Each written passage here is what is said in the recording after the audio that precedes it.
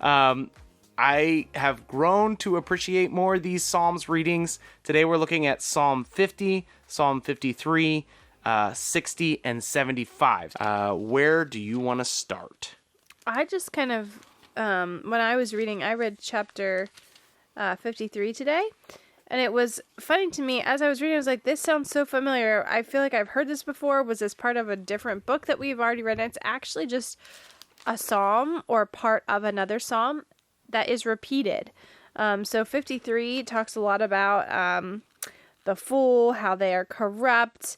There is no one who does good. God looks down on the children of man and see that they've basically all fallen away and become corrupt. So again, we've heard this before. It reminded me a little bit of also with Sodom and Gomorrah as well. That was like another, like God kept saying to, oh my word, help me with his name. Lot. Abraham and Lot. Yeah, he kept telling them like, if you can find this many righteous people, then I won't destroy this many. And then there was not even one.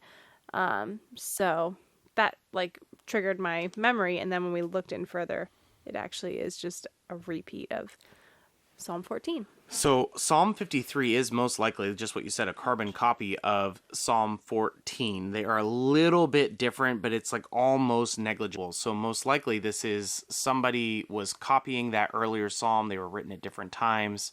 That most likely tells us that this was a psalm that people really appreciated and resonated with. Another thing that indicates that people resonated with it is that this is what Paul uses to explain to the Roman church that no one is righteous before God. We have all sinned. We all fall short of the glory of God. That's Romans 3. And so it's kind of interesting to see Paul latching on to these psalms that would have been really important to the Jews, because in the Roman church, Paul is trying to bring unification to Gentile believers and Jewish believers. So one of the things he'll do to reach out to Jewish believers is show them how the Old Testament, the Psalms, teach New Testament concepts. They're not opposed to each other. Obviously, God hasn't changed, so there's not like new theology necessarily. But Paul uses this psalm that would have been pretty widely recognized to teach people that nobody's righteous before God. We are all sinners. We all need salvation. Later on, this is going to get used to develop the idea of original sin, that everybody has inherited sin from Adam. Even though you think you're good, you're not. Something else that's interesting. This is like very, basic observation, but chapter 14 says that this was to the choir master of David. Yeah. And then 53 has the same wording, to the choir master according to Mahalath, a maskil. What a is maskil. That? Yeah, it's of like David. A kind of song. So this chapter, I guess, like included different details than the prior. So it could just be like similar, but somebody else's version. So that's interesting to me anyway. So one of the things we talked about in Psalm 50, we got in a fight about this. Jenny wanted to talk about. We did not fight. Jenny wanted to talk about her psalm first. Oh my word. Psalm 50 is really interesting because I get this question a lot.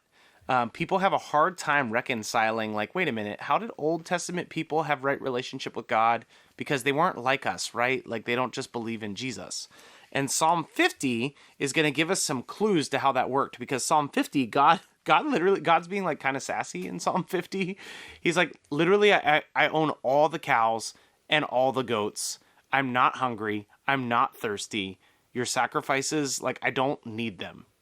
Mm-hmm. This is going to get repeated in some of the prophets, where it's like, listen, like, this is not, I'm not pleased by all these sacrifices you're offering when you offer them in a bad attitude, basically. Like when you're not thankful, when you're not gracious, when the decisions you make in your life do not line up with my commandments. I don't love your sacrifices. And so you can see him saying, not for your sacrifices do I rebuke you. Your burnt offerings are continually before me. Offer to God a sacrifice of thanksgiving and perform your vows to the Most High, and call upon me in the day of trouble. I will deliver you. Basically, God is saying, like, be my servant. Like, actually follow me. That's what I want. I want you to actually follow me. And so sometimes I think people get this wrong idea that people were saved by their sacrifices in the Old Testament. They were not. They were offering sacrifices to show their obedience to God. Genesis actually talks about how it was credited to righteousness to Abraham because he believed God, not because of what he did for God. And Paul again, I guess this is our day to talk about Paul. Paul is going to use that to teach the Roman church that Abraham was saved by the promise from God, the fact that he believed the promise from God, not by the things that he did. Actually, every time Abraham tried to please God with his actions, he almost universally disappointed God. So it's interesting. Psalm 50 indicates that sacrifices are not what gave people right standing with God. Ultimately, they believed that God would bring a redeemer, and so they believed forward that the redeemer would come. We believe backward that the redeemer has already come. Old Testament people were saved by Jesus. New Testament people are saved by Jesus. That's always been God's plan. So that's Psalm 50. It's pretty interesting. Well, it's good that you point out too, like, whose point of view, I guess. Because sometimes when we just go right into a psalm or flip between psalms, like this is supposed to be almost like God's perspective or point of view of everything. And for me, it's kind of hard to wrap my mind around, like, okay, who is speaking right now? What is the point of view? Because like immediately after that chapter 50, it goes into 51 and it's like someone else talking to God. So it's good that you kind of cleared that up for me, because I can get confused sometimes with who is speaking and what the perspective is. And just to repeat, like essentially what God is saying is like, look, you can work your butt off for me. That's not going to be what impresses Doesn't matter, me. yeah. What impresses me is your thankful heart and your gracious attitude, spirit, your mercy towards other people, your obedience to my commandments. And that continues to be like a real lesson for us today. Like, listen, like you can come to church every Sunday. You can go to every Bible study. If your life does not reflect the life of Jesus, you're off track. So anyway, 75 is what you were real excited about. Oh man, do I get excited? And we actually said we weren't going to talk about all of them. We did anyway. I think we skipped 60, I think. Oh, okay. Well, 75, you were very excited about. 75, guys, listen. The equity piece. I might have a hot take today. 75 verse 2. At the set time that I appoint, I will judge with equity. When the earth totters and all its inhabitants, it is I who keep steady its pillars. Basically, it's this idea of judgment. It's this idea that God is equal in his judgment. I think we need to be really careful, because I think culture currently, at least in our context, is teaching that things should not be equal. You should have like this scaled tiered of justice, and you treat different people different ways because of their backgrounds, because of their cultural experiences, because of where they've come from. And I'm not against being gracious. I'm not against being merciful. God is treating everybody with equity.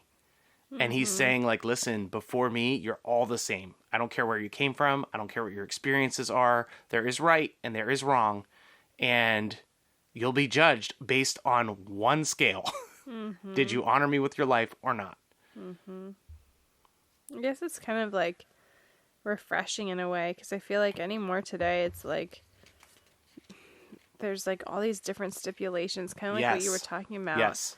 And it's like, isn't that such a comfort knowing, and even comparatively to other religions too? Yep. Like God, our God, the one true God, is the only one who like judges based on how your life reflects him. Not like, did you do enough, or did you work hard enough? Did you do X, Y, Z before you pass away? Whatever, like, you know what I mean? Like, there's no list. The 50-year pastor of the 3,000 person, 10,000 person, 50,000 person megachurch is going to stand before God and be judged on the same things as the thief on the cross. Yeah. Like, there is no special standing before God. And so How often do we do that, though? We we do it all the time. We even do that knowing this passage. And actually, the New Testament church, they created a term. It's really interesting. They created a term called receiving the face. And they believed that an authentic church should not be deceived by receiving the face. And what it meant was when certain people of influence came to your church, when important people came to your church, you received them the same way as people who were not important. And that was like a hallmark merit thing in the early church that was required at every church. And so if it was like, if it was off track, like Paul would come and get you, or Peter would come and get you. Like it was like, you should not be off track. You should not be misled by receiving the face. So if somebody super popular comes to your church, they sit in the back just like everybody else. If somebody super powerful comes to your church, they sit on the floor with the slaves just like everybody else. There was this real equality in the church, and it was critical because the early church was dealing with so many different kinds of cultural challenges. Like this thing blew up, and all of a sudden, like, Gentiles were believers, Jews were believers, prostitutes were believers, tax collectors were believers, rich people were, poor people were. Isn't that kind of refreshing, though, to like know that they took that so seriously? Because I feel like modern day church, like so many of us don't care about that. It's just like, oh, guess who we know and guess what we did. And like we are so susceptible to that. And it's like, wow, they actually took that super duper seriously. They took it super seriously. And don't hear me wrong. It doesn't mean that you like treat people poorly on purpose. No. It means you receive people with equity. You are not going to be tricked by receiving the face. You receive the person, not the face. It's a really interesting term. It's a really interesting history. Sounds like one to dust off and put to use again. Well, I mean, there are churches today that could learn well from that lesson. There are churches today that are doing that very well. Like there are churches today that are like everybody's the same before God, and ultimately at the end we're all the same before God. And so we are all judged on the same scale. And I think that like as Christians, as followers of Jesus, we should be advocating for that type and level of culture. Like, hey, let's treat each other equally. We don't have to tier things. We don't have to justify people differently. We can all be the same before God. Yeah. So what's a your part? Man, today feels like a your part buffet. Yeah, that's what I was just thinking too, actually.